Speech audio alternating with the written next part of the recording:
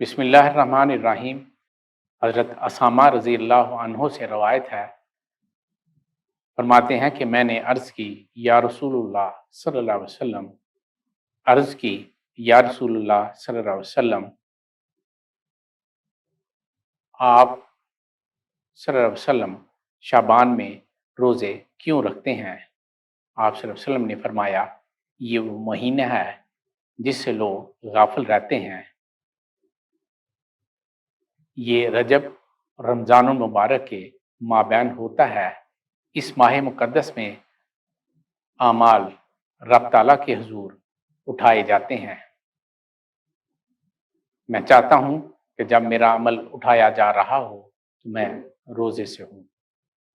نسائی سے نقل کر رہا ہوں۔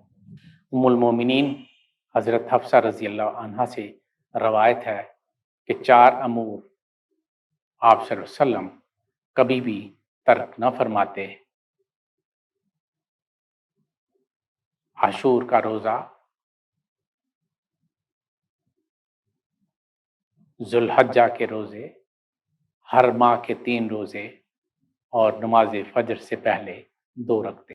حضرت عمر فاروق رضی اللہ عنہ سے روایت ہے کہ آپ صلی اللہ علیہ وسلم رمضان المبارک کے بعض روزے رہ جاتے تو آپ صلی اللہ علیہ وسلم انہیں ذوالحجہ کے پہلے ایام میں قضا فرما لیتے۔ طبرانی الصغیر سے روایت کیا ہے۔